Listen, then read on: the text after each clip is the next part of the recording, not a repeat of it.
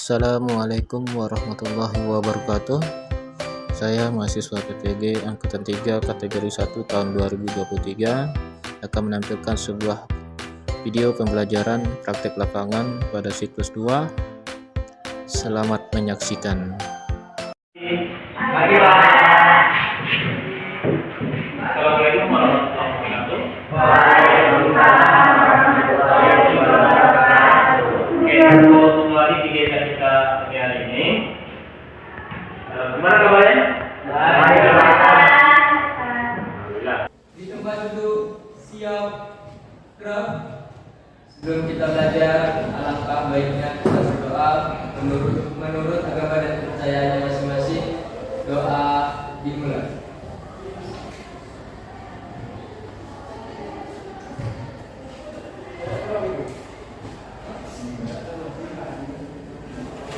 Doa selesai. Assalamualaikum warahmatullahi wabarakatuh. Waalaikumsalam warahmatullahi wabarakatuh. Oke, pada kegiatan malam ini Bapak ingin ketahui kehadiran kalian semua.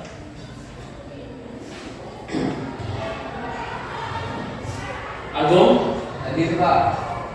Andini, Aulia, David, Dika, Indah, Mahdi, Hadir Pak. Jihan, Hadir Pak. Randy, Hadir Pak. mana? Sakit Pak. Hadir. Sabriansa, Susi, Taufik, cuma satu yang ada ya. Semoga diberikan kesembuhan. Amin. Oke, pada pertemuan kali ini dari absensi tadi Bapak ingin menyampaikan semoga anak Bapak semuanya yang hadir bisa mengerti pembelajaran dengan baik. Oke, apakah kalian sudah pernah mendengar materi kita yang sebelumnya? Sudah, yaitu apa? Mengenai tanya apa? Perubahan lingkungan Pak. Ya, topik perubahan lingkungan. Apa lagi? Jenis-jenis pencemaran lingkungan. Oke, untuk sebelum itu, Bapak ingin bertanya dulu nih.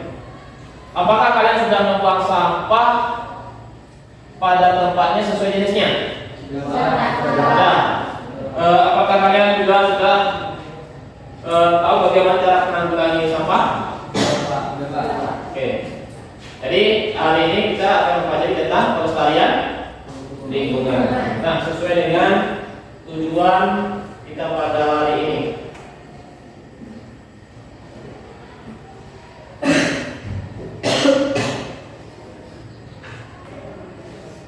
Apa tujuannya? Bapak harap kalian dapat menganalisis penyebab pencemaran lingkungan, kemudian merumuskan penyelesaian masalah pencemaran di lingkungan sekitar. Kemudian kalian mampu menjelaskan hasil, yaitu berupa menentukan pola berpikir sistematis sesuai dengan yang sudah ditentukan. Nah, pada pertemuan sebelumnya Bapak juga sudah membagikan LKPD di sekian kelompok yang mana kemarin sudah kita bentuk. Nah, pada hari ini silakan bentuk kelompok sesuai dengan kelompok yang sudah kita bagikan sebelumnya. Dipersilakan. Bapak P, ada Bapak P? Bapak kemarin di grup atau tadi malam kalau Bapak bagikan link. Oke, silakan kalian akses link itu untuk mengetahui pengetahuan awal kalian tentang materi kita hari ini. Silakan. Bapak beri waktu secukupnya.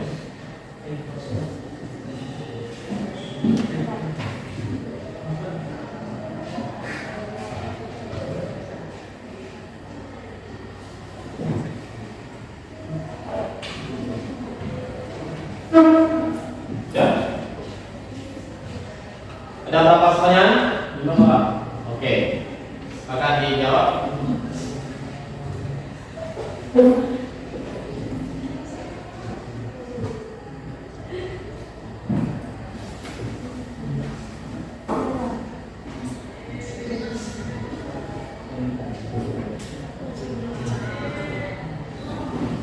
Oke, udah? Udah? Oke. Terima kasih. Berikutnya, semoga nanti hasil itu bisa melihat bagaimana nanti hasil dari pembelajaran kita ini. Oke, setelah itu mari kita matiin video berikut ini.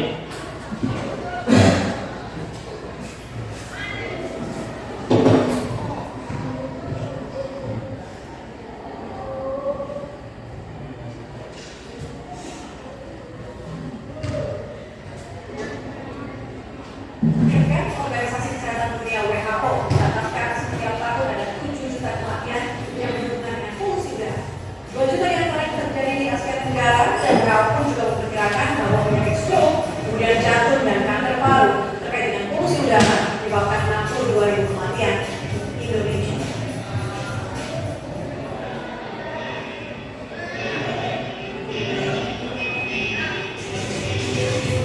Silakan amati. Maka ada sebuah pertanyaan yang ada di benak saya, yaitu kapan terakhir kali kita melihat langit Jakarta berwarna biru? Beberapa hari lalu atau mungkin beberapa minggu lalu? Yang jelas bukan hari. Karena kita bisa lihat betapa teruknya langit Jakarta yang saya lihat dan kita bisa lihat pagi ini. Dan saya cukup yakini kalau ini bukanlah kabut yang dihasilkan seperti yang terjadi di pegunungan, tapi bisa jadi ini adalah kabut polutan yang kita temui di langit Jakarta hampir setiap hari. Kualitas udara Jakarta beberapa waktu terakhir tercatat tidak sehat. Berdasarkan data dari aplikasi Visual, indeks kualitas udara Jakarta dapat mencapai lebih dari 150 mikrogram per meter. Indikator tingginya pencemaran udara di Jakarta antara lain jarak pandang menjadi sangat terbatas, tidak nyaman beraktivitas di ruangan, dan tubuh menjadi mudah lelah meskipun tidak beraktivitas berat. Tidak hanya aplikasi Visual, sumber lain juga memaparkan data serupa di beberapa titik pantau kualitas udara di Jakarta. Dengan kualitas udara seburuk ini, warga Jakarta dianjurkan menggunakan masker polusi saat beraktivitas di ruangan, menutup jendela, bahkan menggunakan pengendali udara di dalam ruangan. Populasi rentan terhadap polusi udara adalah anak-anak, usia lanjut, wanita hamil, dan pekerja luar ruangan. WHO mencatat ada 543.000 kematian anak balita setiap tahun karena penyakit pernapasan berhubungan dengan polusi udara di dunia. Penyakit tidak menular yaitu stroke, jantung iskemik, penyakit paru obstruktif kronik, dan kanker paru terkait polusi udara juga menyebabkan 62.000 kematian di Indonesia di tahun 2012. Di klinik penyakit paru kerja dan lingkungan Rumah Sakit Persahabatan Jakarta, penelitian dan penanganan pasien paru karena dampak polusi sudah dilakukan bertahun-tahun. Sebagian besar penderita penyakit saluran pernapasan dan paru di klinik ini memang adalah penderita perokok dan mantan perokok. Namun sebagian lain adalah kasus sensitif terhadap asap dan debu polusi udara. Tergantung dari sensitivitasnya. Kalau dia pajanannya besar, dia akan langsung menimbulkan gejala krisis nafas atau batuk. Jangka panjang mungkin akan ada penurunan fungsi paru, atau dia yang lebih kecil itu juga ada Kasus dampak polusi udara terhadap kesehatan paru bisa menjadi sangat berisiko. Agus Suparman misalnya, warga Tebet Jakarta Selatan ini divonis menderita kanker paru setelah mengalami gejala batuk berkurang sesak nafas. Profesinya seperti Oke, ada pertanyaan terkait video ini? Oke, Dika. Kenapa satu disebut polusi? Oke, ada lagi? Ya. Mengapa polusi bisa menyebabkan penyakit? Kenapa polusi bisa menyebabkan penyakit? Oke, dari tayangan video tadi ya. Oke, tadi itu adalah tayangan mengenai solusi udara. Nah, dari tayangan video ini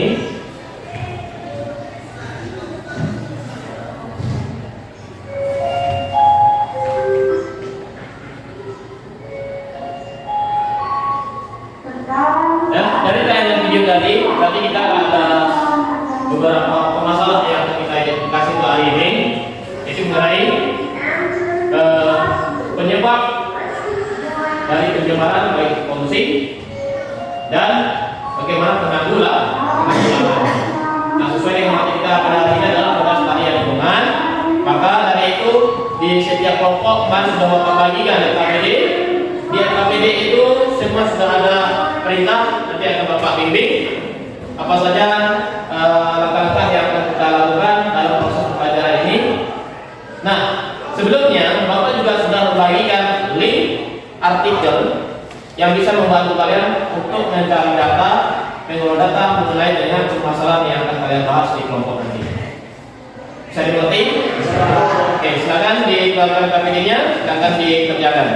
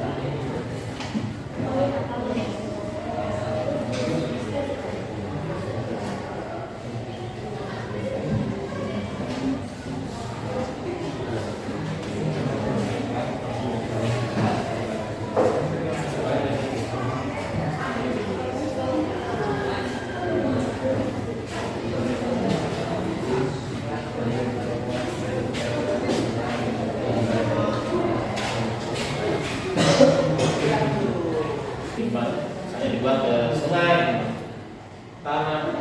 Kalau dibakar bagaimana? Kait dengan video tadi ya. Kalau dibakar berarti akan mengakibatkan pencemaran. Nah, kalau dibuang tanah tanpa diolah terlebih dahulu. Kemudian Bapak beri kesempatan setiap kelompok untuk presentasi. Yang ingin presentasi kelompok mana dulu? Apa? Ayo, kelompok mana? Ayo, angkat tangan.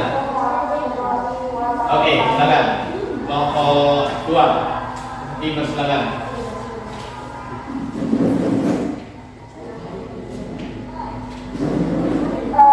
Presentasi ya, presentasi. Perkenalkan, kami dari kelompok 1 ingin membacakan hasil diskusi kami. Sampah atau limbah rumah tangga adalah sampah yang berasal dari kegiatan sehari-hari dalam rumah tangga yang tidak termasuk tinja dan sampah spesifik. Dalam limbah rumah tangga dapat mempengaruhi terhadap perkembangan lingkungan, seperti penurunan kualitas air, bahkan akan mengaruhi terhadap tingkat kesehatan lingkungan lain. Adapun peraturan yang mengatur tentang lingkungan.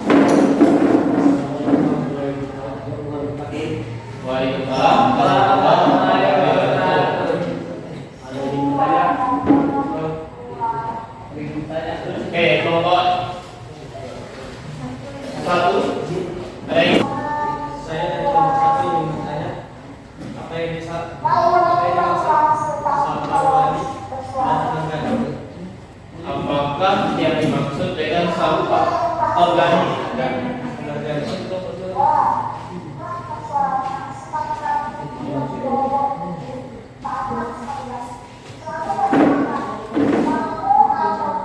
Masih atas pertanyaannya kami beri waktu kami untuk bisa jawabannya.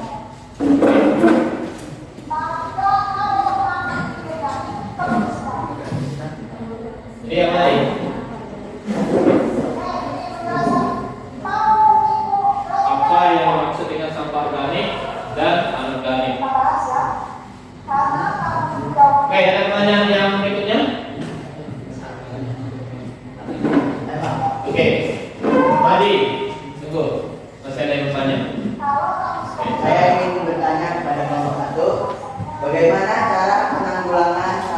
rumah tangga.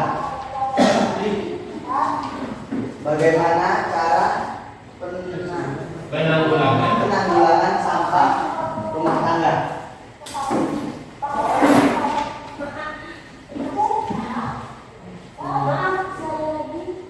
Bagaimana cara penanggulangan sampah rumah tangga?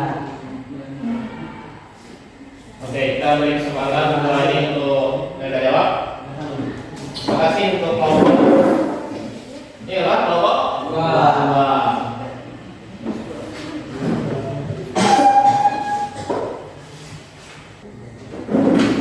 Oke, ini mau dijawab oleh kelompok 1. Siapa yang bertanya tadi? Si Mahdi. Baik, saya akan menjawab pertanyaan dari Andi dari kelompok 2. Soalnya tadi bagaimana Cara penanggulangan sampah rumah tangga. yaitu melakukan perencanaan yang baik terhadap pengolahan sampah atau limbah tersebut seperti daur ulang, pembakaran, pemisahan, pengomposan, dan pembusukan. Sekian, terima kasih. Dan benar. Bagus. Oke, kita kasih halus untuk kelompok 1. Oke, satu pertanyaan lagi.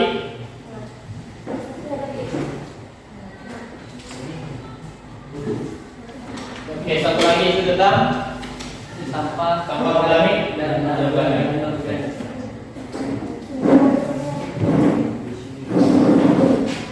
Ya, di sini saya akan menjawab pertanyaan dari kelompok 1 yaitu lihat. Untuk kelompok 2. Kelompok 2 yaitu lihat. Untuk kelompok 2 ya. Oke, silakan kelompok 2 untuk presentasi. Siapa? Oke, silakan satu. Assalamualaikum warahmatullahi wabarakatuh. Waalaikumsalam warahmatullahi wabarakatuh. Saya dari kelompok 2 ingin mempresentasikan hasil diskusi kami tentang penanggulangan pencemaran lingkungan laut menurut Undang-Undang Nomor 32 Tahun 2014 tentang kelautan. Penelitian ini dilakukan dengan tujuan untuk mengetahui bagaimana terjadinya pencemaran lingkungan laut di wilayah perairan Indonesia dan bagaimana penanggulangan pencemaran lingkungan laut menurut Undang-Undang Nomor 32 Tahun 2014 tentang kelautan. Hasil diskusi kami, jika ada pertanyaan dari kelompok 1, kami persilahkan. Ada pertanyaan? Bagaimana hasil presentasinya? Bisa kita terima? Oke, silakan. Ada pertanyaan? Oke, silakan. Siapkan. Oke, yang kelompok 2 ya, dicatat pertanyaannya. Oke, silakan. Aulia. Bagaimana cara penanggulangan pencemaran lingkungan laut?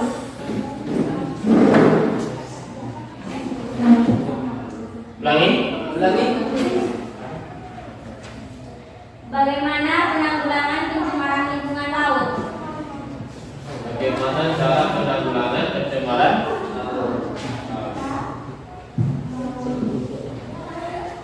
Ada lagi?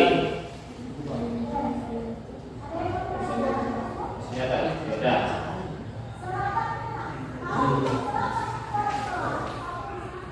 Oke, David.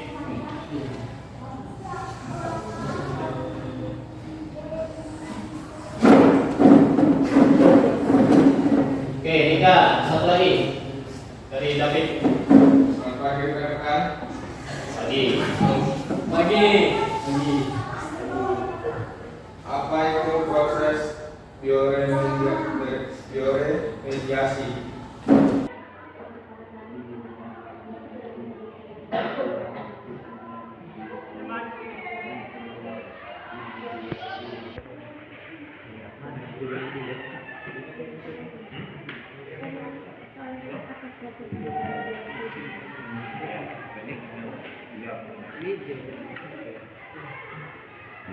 Oke, baik dari kelompok 1 dari saudara David akan kami jawab melalui saudara Dika Kurnia. Ada Dika, kami Saya dari kelompok 2 akan menjawab pertanyaan dari David, yaitu apa itu proses bioremediasi. Proses bioremediasi adalah proses degradasi biologis dari sampah organik pada kondisi terkontrol menjadi suatu bahan yang tidak berbahaya atau konsentrasinya di bawah batas yang ditentukan oleh lembaga berwenang. Kami dari apa? Jelas. Lagi ya? Oke, boleh. Ulangi dulu. Biar lebih jelas. Bioremediasi.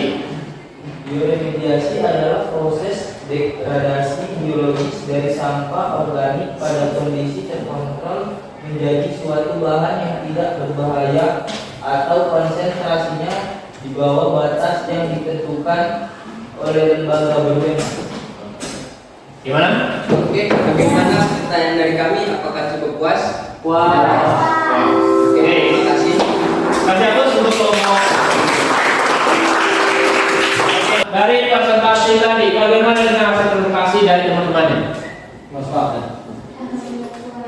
Bisa dimengerti? Bisa. Oke, di sini kita simpulkan dari presentasi itu dari kelompok 1. Dari presentasi kelompok 1 bisa menyimpulkan tadi bahwasanya sampah rumah tangga yang berupa botol plastik atau plastik sisa makanan jika dibakar itu akan merusak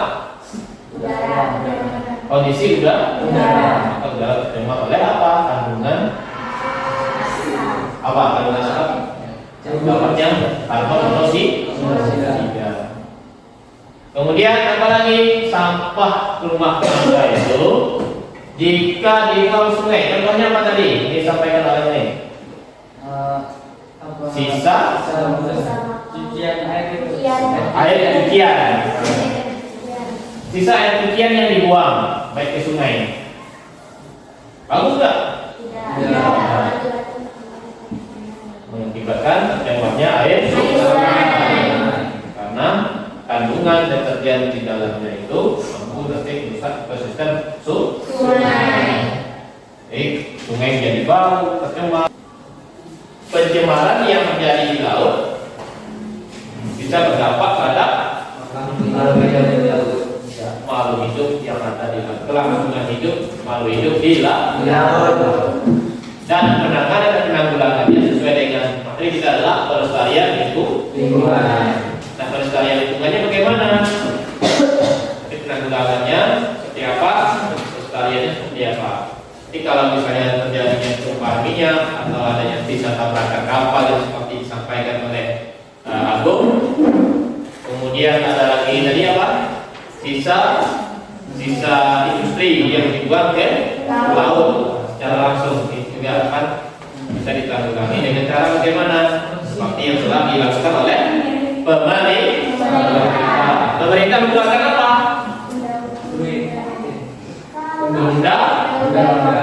Undang-undang berapa tadi? Rika.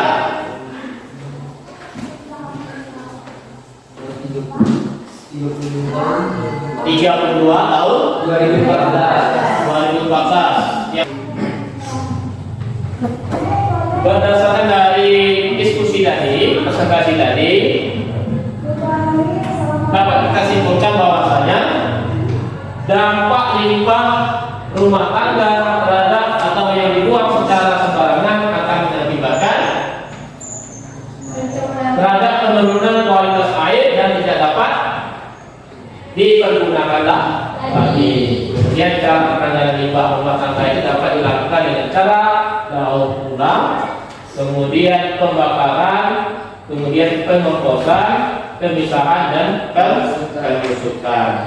Kemudian ada lagi dengan cara terjadinya pencemaran lingkungan laut di wilayah perairan Indonesia disebabkan oleh pencemaran apa? Dari daratan maupun dari lautan itu sendiri. Kalau dari daratan itu berupa apa? Itu industri rumah tangga atau industri besar.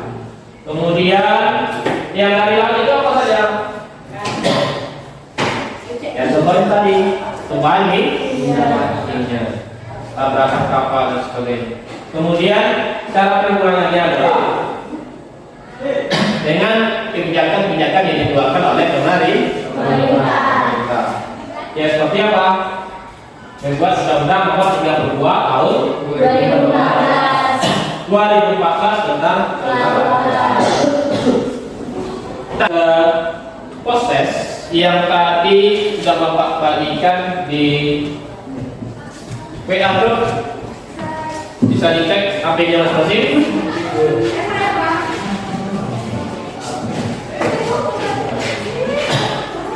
Oke, kita lihat dulu di grup.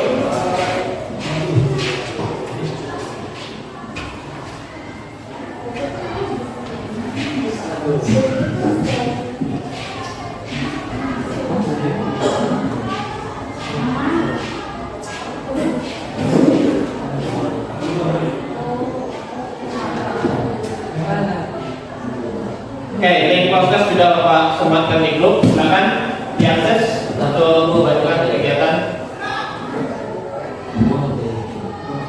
Waktunya sekarang 11, berarti Bapak kasih waktu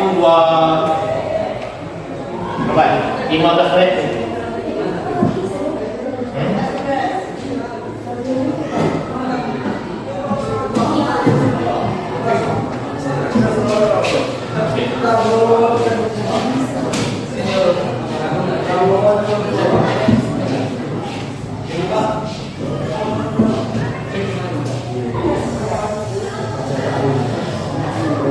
Kalian dapat menganalisis penyebabnya, kemudian juga sudah mengetahui bagaimana pemecahan masalahnya. Oke, ini tadi memang bisa memecahkan masalah berkaitan dengan limbah yang dihasilkan dari sampah rumah. Nah, kedolaannya bagaimana supaya nanti bisa memecahkan atau mampu menghasilkan solusi dari masalah yang kalian hadapi. Begitu juga dengan kelompok yang kedua, mampu menghasilkan solusi dari permasalahan yang kalian analisis dari dua pokok topik yang kita bahas tadi. Bisa dimengerti? Oke. Nah, untuk berikutnya kegiatan pembelajaran kita adalah kemudian itu nanti di hari Selasa depan ya. Kita lanjutkan dan hasil ini nanti yang hasil proses yang akan Bapak update sesuai dengan yang ada di Google Form. Nanti dicek di akun masing-masing, nanti tertera nilainya langsung di situ. Nah, bagi yang belum tuntas, nanti mengonfirmasi ke Bapak untuk melakukan remedial, ya. Oke, silakan tugas dari LKPD-nya itu dikumpulkan ke meja Bapak.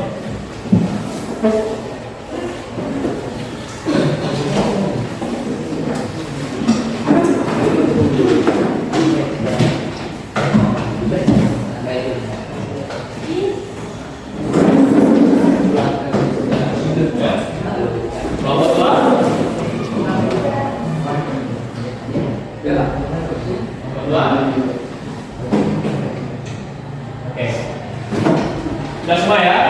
Oke, silakan kembali ke kursi duduk semula. Silakan.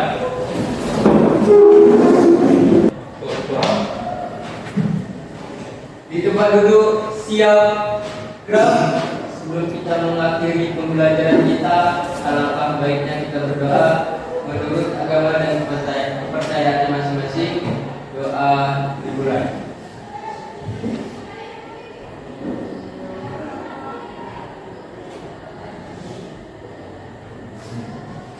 Doa selesai. Assalamualaikum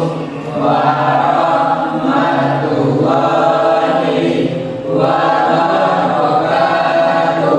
Waalaikumsalam warahmatullahi wabarakatuh. Selamat siang. Silakan beristirahat. Nanti lanjutkan lagi setelah pembelajaran. Silakan. Silakan.